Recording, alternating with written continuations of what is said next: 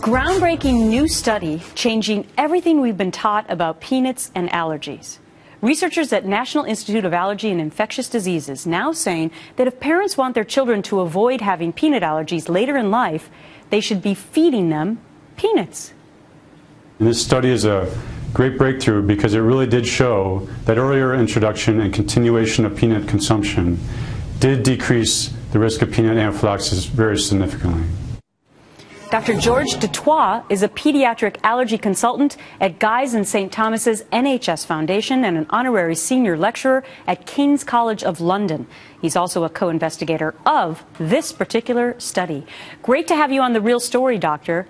What did you find out from the results? So this was a very large study that enrolled young infants at risk for the development of peanut allergy. So risk factors for the development are eczema that comes on very early in life, or indeed other food allergies that develop early, such as egg and milk, which are even more common in young infants than what peanut allergy is. And we enrolled these children and randomized them either to receive peanut very early on as infants, as pastes or powders or peanut butter, or to avoid peanut, and followed them up rigorously and very closely over 5 years, and then made a final assessment as they reached their 5th birthday.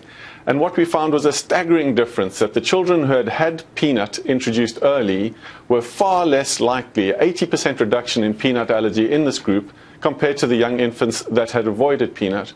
We found that this was safe, that the reactions in the few children who reacted right at the beginning were mild, and in those children who could eat peanut, they continued eating peanut throughout the study. They enjoyed it. Wow. They ate more peanut than what we requested them to. So Dr. Toit, why? How did you decide to even start it at that young age? Because as a mom myself, I know I was told not to introduce peanuts for the first year of life.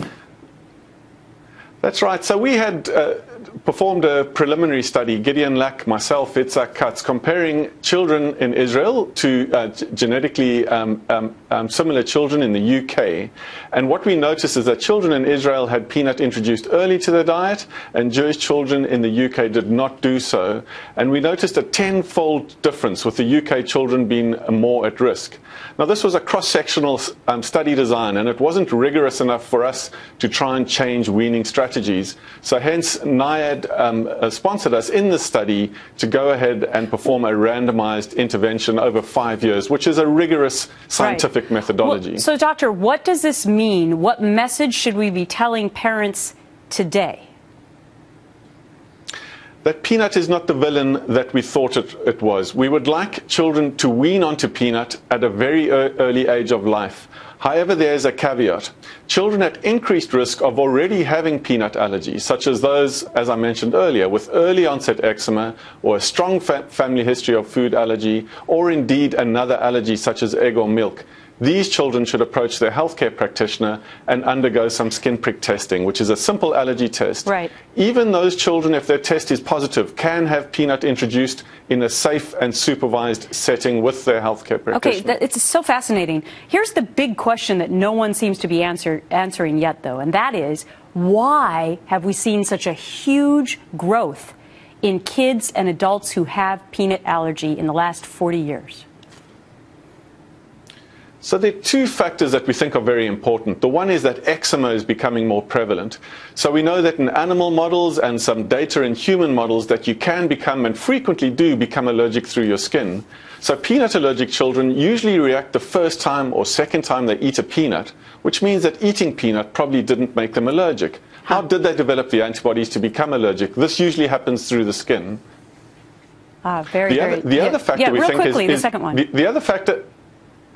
The other factor, we think these two factors are very important because they work hand in hand, is that children have been told, as we recommended over the last decade or two, to avoid peanut, or their parents have been told. So you have the scenario where peanut is in the house, it has contact with inflamed skin, so 20–25% of young children have eczema, but they're not eating peanut. And we think that this is somehow a synergistic effect, a potent cocktail that goes to develop peanut allergy. It's fascinating, and you may be at the head of something to totally change the way in which we look at this moving forward. Dr. Toit, great to have you on The Real Story. Thank you, sir. Thank you.